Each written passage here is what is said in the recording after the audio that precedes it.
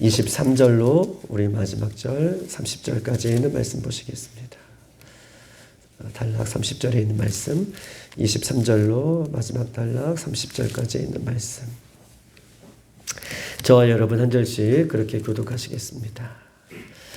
너는 조각목으로 상을 만들되 길이는 2규빗, 너비는 1규빗, 높이는 1규빗 반이 되게 하고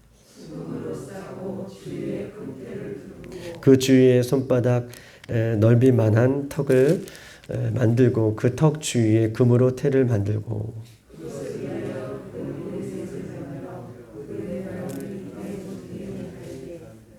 턱 곁에 붙이라. 이는 상을 맬 채를 꿰을 곳이며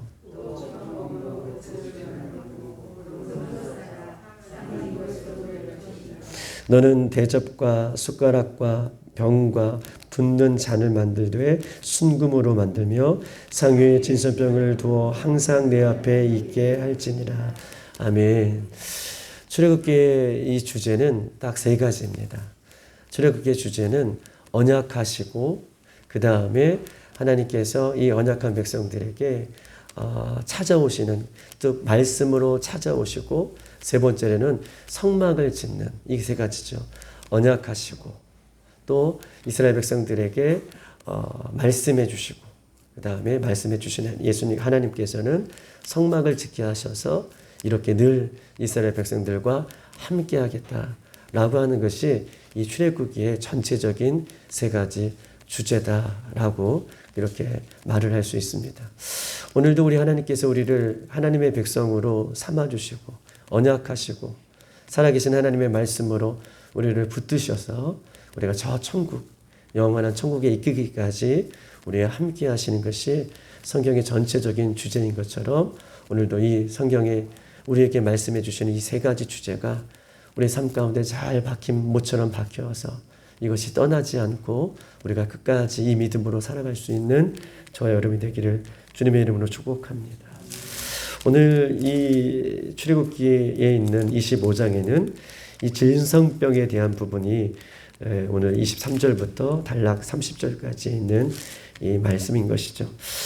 성막을 우리가 구조를 보면 성막 안에 들어가면 이 성막의 바깥뜰이 이제 펼쳐지죠. 그 바깥뜰에는 우리가 잘 알고 있듯이 번제단이 있고 번제단을 지나면 물두멍이 있습니다. 이 물두멍까지가 이 바깥뜰이에요. 바깥뜰. 성막 전체에 이것이 바깥뜰인데 번제단이 있고 물두멍이 있고 이것이 바깥뜰인데 여기까지는 모든 사람이 들어와서 함께 참여할 수 있어요. 그러나 이 바깥뜰을 지나 안쪽에 들어가면 성소가 있고 지성소가 있으므로 이 여기에는 제사장만이 들어올 수 있는 하나님께서 엄격하게 이렇게 어떤 룰을 통해서 제사장만이 들어오고 제사장만이 참여할 수 있도록 만드셨습니다.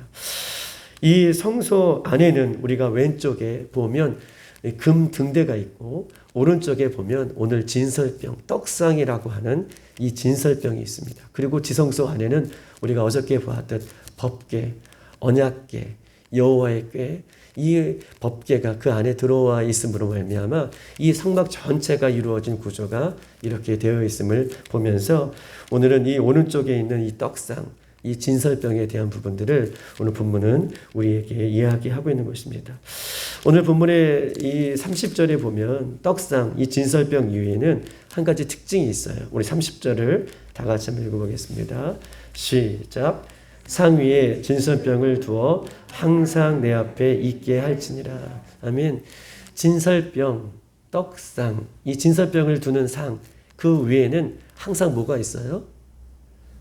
매일같이 항상 위에 진설병, 즉 무교병이라고 하는 이 진설병이 항상 그 위에 놓여 있음을 성경은 이야기하고 있습니다. 그냥 떡상, 진설병 상만 그 위에 놓여 있는 것이 아니라 진설병 상 위에, 떡상 위에 오늘 본문에 보니까 항상 진설병이 놓아 있다.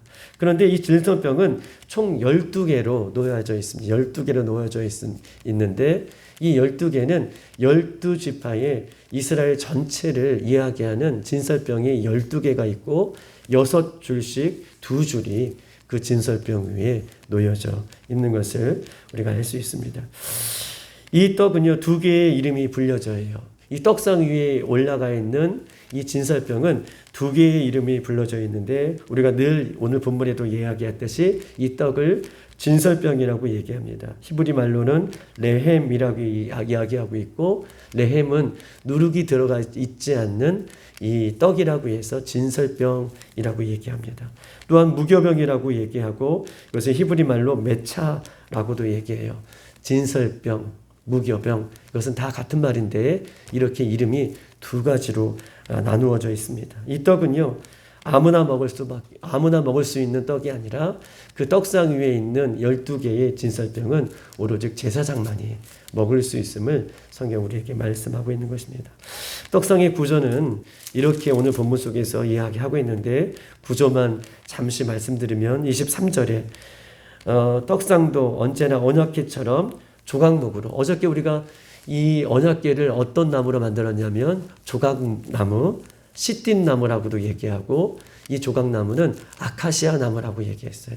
볼품이 없고 쓸모가 없는 세상 속에서 버려지는 나무, 즉 예수님의 인성에 대한 부분들을 여러분들에게 말씀드렸는데, 이 오늘 떡상도 진설병 상도 이 그런 조각나무로 만들어라 라고 말씀하십니다. 그리고 24절에는 그 조각나무로 만든 이 진설병 상에 어저께 법궤처럼 순금으로 싸서 만들어라 라고 24절에 이야기하고 있는 것입니다.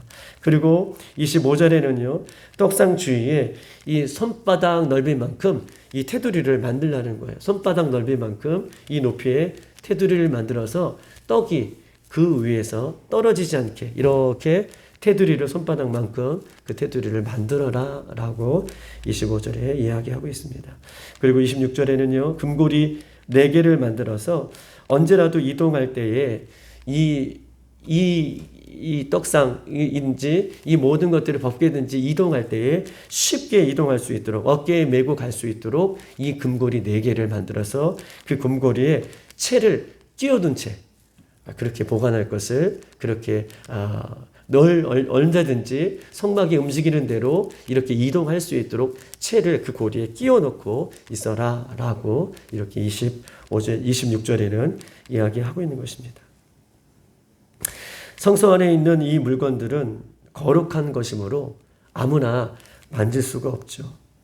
그래서 다윗이 이 언약궤를 이동할 때에 이 성소에 있는 물건들은 거룩한 하나님께서 구별된 물건이기 때문에 항상 제사장이 메고 갈 수 있도록 이 물건들을 철저하게 하나님께서는 보호하셨습니다. 우리가 어저께 수요 예배 때에도 베레스 우사라는 우사가 이 성소의 물건들이, 성막에 이런 물건들이 다시 다윗성으로 들어갈 때에 이것을 다 메고 들어와야 되는데, 이것을 메지 않고 수레에 끌고 오다가 소가 튀는 바람에 어떻게 해요? 그 물건들이 떨어질 때에 우사가 어저께 말씀드렸죠. 그냥 붙잡아서 죽은 것이 아니라 우사는요, 그 많은 사람들이 포커스가 이 법궤에 또 하나님께서 만들어 주시는 이 하나님의 언약궤가 들어오는 것에 다 초점이 맞춰져 있는데, 우사 한 사람이 그것을 들고 오므로 말미암아 온 백성의 시선들이 아마 그에게 포커스가 맞춰져 있을 거예요. 그때에 법궤를 잡으려고 잡은 것이 아니라 손을 펴서, 손을 들어서 법궤를 잡았다라고 하는 표현들처럼 그가 온 백성의 스포트라이트를 받는 그 중에 교만한 마음이 들어간 것이죠. 그래서 하나님이 그를 치시는 그런 장면, 거기서 죽는 그 모습을 어저께 잠시 여러분들에게 말씀드렸던 것처럼, 이렇게 법궤는 아무나 만질 수가 없고 아무나 법궤 안에 들어갈 수도 없고, 그 법궤에 있는 지성소에 들어갈 수도 없고, 이 법궤에 있는 성소에 있는 물건들을 아무나 먹을 수 없음을 성경은 그렇게 이야기하고 있는 것입니다. 떡상 위에 놓여져 있는 떡은 생명의 떡이다라고 이렇게 이야기할 수 있어요. 떡상 위에 놓여져 있는 이 진설병, 이것은요, 다른 말로 표현하면 생명의 떡이다. 즉 생명의 떡은 예수님을 예표하는 떡입니다. 예수님께서 탄생하실 때에 베들레헴이라고 하는 곳에서 예수님께서 탄생하시죠. 베들레헴이라고 하는 것은 떡집이라는 의미가 있어요. 떡집. 베들레헴. 즉 다시 말해서 예수님은 생명의 떡이기 때문에 이 떡집이라는 곳에 태어났다라고 하는 해석도 우리가 얼마든지 할 수 있는 것처럼 이 무교병, 이 진설병은 다른 말로 표현하면 생명의 떡이신 예수님을 예표하고 있는 것이다 라고 이렇게 본문은 이야기할 수 있는 것입니다. 떡상이 가지고 있는 이 진설병상이 가지고 있는 중요한 의미가 또 한 가지 있는데요. 그 한 가지는요, 아까도 여러분들에게 말씀드렸듯이 이 진설병은 몇 개의 떡으로 되어 있다고 얘기했죠? 12개. 12개는요, 12지파를 얘기하고 이스라엘 전체를 얘기한다라고 말씀을 드렸습니다. 결국 이 떡상에 놓여 있는 이 떡은 이스라엘 전체를 의미하면서 이스라엘 전체의 삶을 하나님께서는 원하시고 계신다는 거예요. 이 12개는요, 이스라엘 지파 12지파를 이야기하면서 이스라엘 전체를 이야기하는 것처럼 이 떡상에 놓여 있는 이 떡을 보면서 하나님은 이스라엘 전체의 삶을 원하시고 계신다라고 하는 의미가 이 떡상의 12개의 모습 속에 담겨져 있는 것입니다. 요한복음 6장 51절에는 예수님은 나는 하늘에서 내려온 산 떡이니 사람이 이 떡을 먹으면 영생하리라. 나의 줄 떡은 곧 세상의 생명을 위한 내 살이로다 라고 말씀해 주시면서 이 떡을 예수님이라고 말씀해 주시고 이 떡을 또 다른 말로 표현하면 성경 하나님의 말씀이라고 그렇게 이야기할 수 있습니다.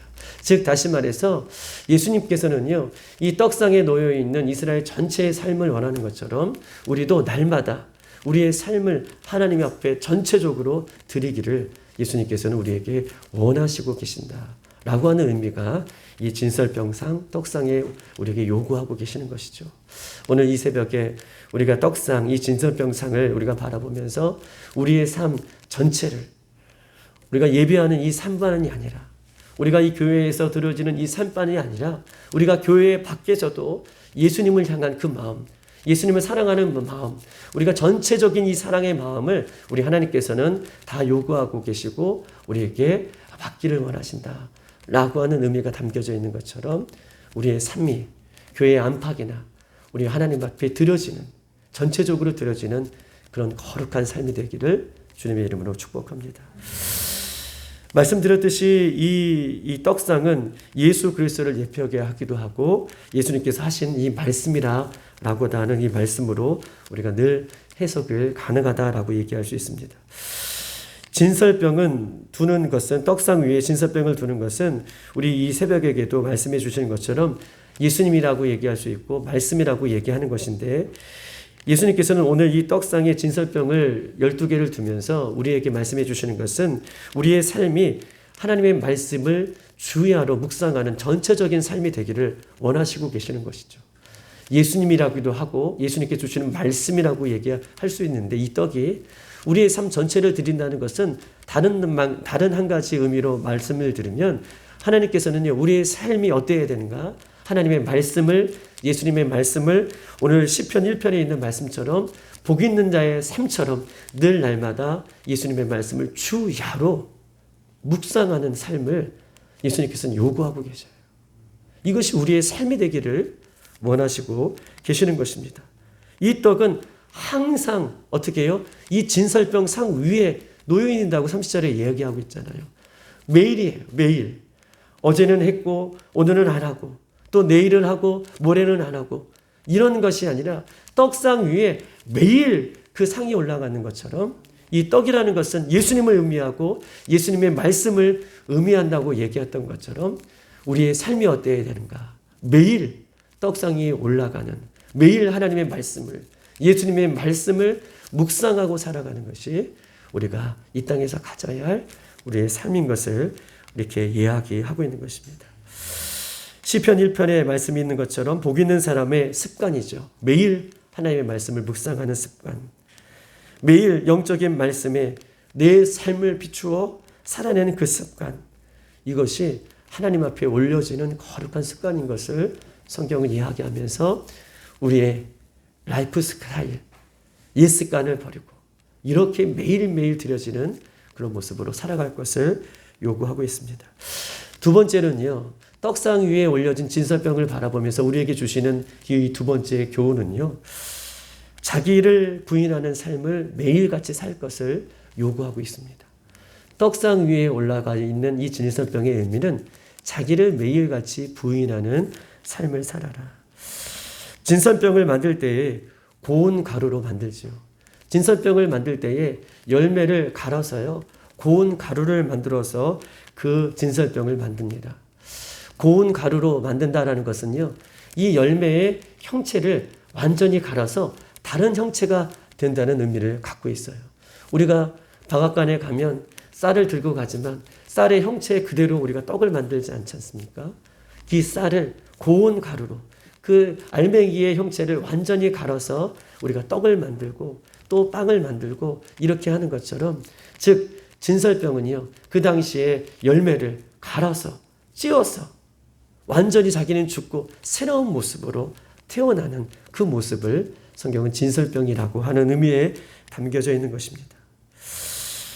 우리가 날마다 이렇게 예수님의 말씀 가운데에, 또 우리가 날마다 예수님을 인하여서 우리의 모습을 날마다 십자가 앞에 내려놓음으로 우리의 모습, 옛 모습은 날마다 죽고 나를 부인하고 날마다 새로워지는 모습으로 이렇게 하나님 앞에 드려질 것을 성경은 이야기하면서, 오늘 진설병은요, 나를 부인하는 삶을 살 것을 성경이 요구하고 있습니다.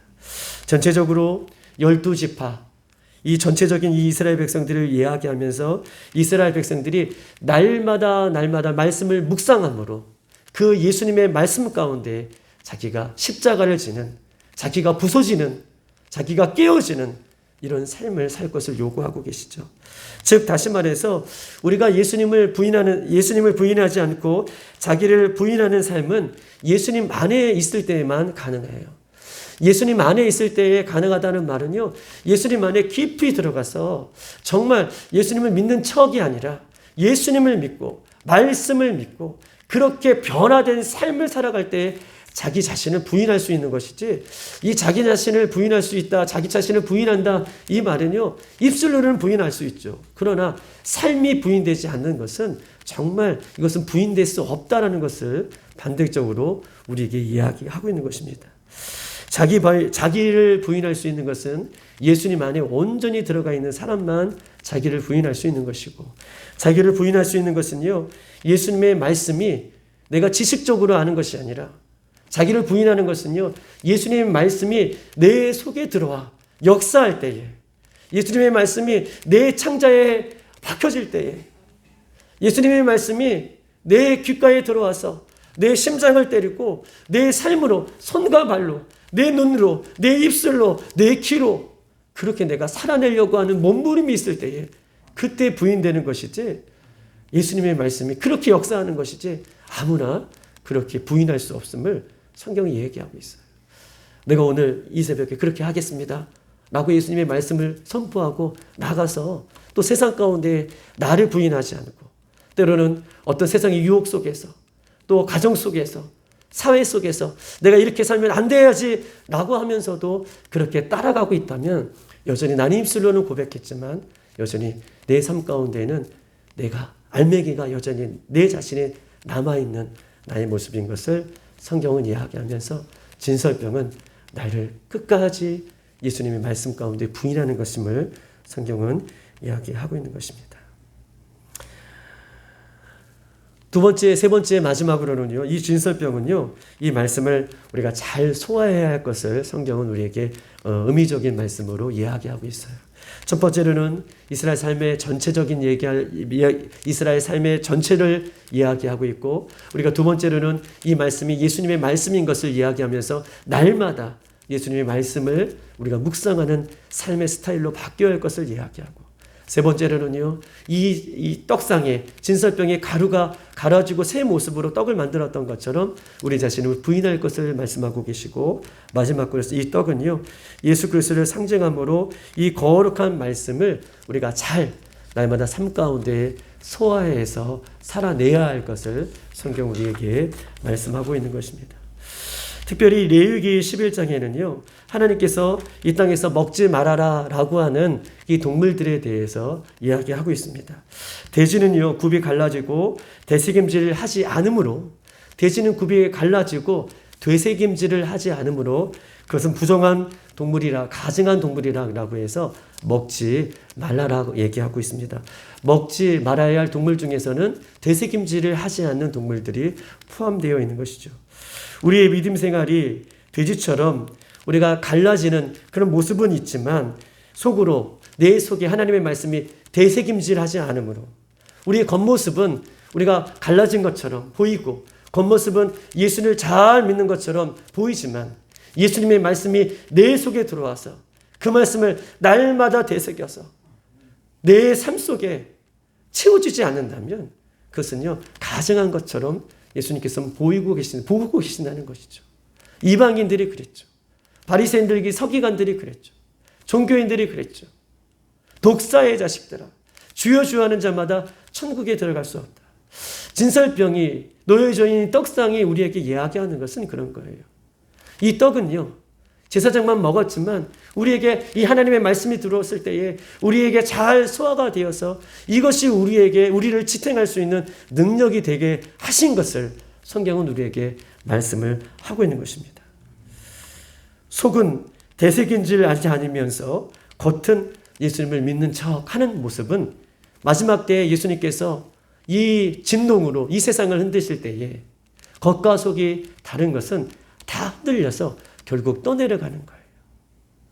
우리 빌라델비아의 성도들이 정말 예수님을 잘 믿고 우리가 정말 믿음 생활 잘하고 우리가 예수님의 말씀으로 살아내려고 몸부림치면은 이 몸부림침들이 이것이 날마다 우리가 되새김질 되어서 우리가 주님 가는 그날까지 끝까지 우리가 서는 데에 예수님만을 우리가 붙들고 예수님께서 주시는 힘을 의지해서 그렇게 살아낼 수 있는 저와 여러분의 삶이 되기를 주님으로 축복합니다. 예수 그리스도를 믿는 사람은요 주님 다시 오실 때까지 우리의 겉모습이 진짜 예수쟁이가 되어야 됩니다. 우리가 주님 다시 오실 때까지 진짜 무교병이 되어야 돼요. 겉모습뿐만 아니라 우리 속모습도 말씀대로 실천해내는 진짜 예수쟁이가 되어야 돼요. 진짜 진설병이 되어야 돼요.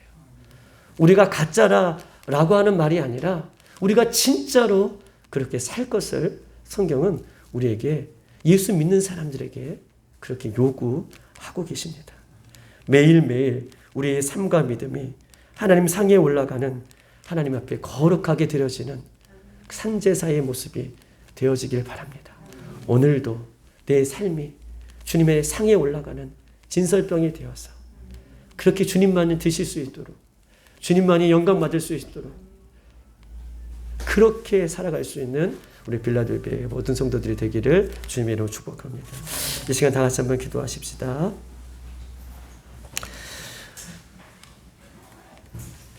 오늘 이 말씀은요 이스라엘 전체를 얘기한다고 말씀드렸습니다. 그리고 이 말씀은, 이 떡은 예수님이고 생명의 말씀이라고 말씀드렸습니다. 그러나 이 떡이 가지고 있는 의미는 주야로 예수님의 말씀을 묵상하는 삶이 복된 삶인 것을 우리에게 말씀하고 계시고, 자기를 부인하는 삶이 있어야 된다라고 말씀하고 계시고, 이 예수님의 말씀을 잘 소화하여서 날마다 예수님을 사랑하는 모습으로, 진짜 예수쟁이로, 진짜의 모습으로 살아갈 것을 우리에게 요구하실 때에 주님, 그렇게 살아가지 못했던 우리의 모습이 있었다면 용서하여 주시옵소서. 교회 안에서는 모두가 거룩한 모습으로 살아가지만 혹 우리가 행여나 세상 속에서 정말 겉과 모습이 다른 모습이 있다면 하나님 용서하여 주시고 우리가 진짜 날마다 예수님의 상에 올라가는 그 거룩한 모습으로 회복되어서 그렇게 예수님만을 바라보며 살아갈 수 있는 우리 빌라델비아의 모든 성도들과 우리의 삶과 우리 다음 세대 우리 아이들이 될 수 있도록 이 새벽에 간절히 다 같이 한번 기도하십시다. 주여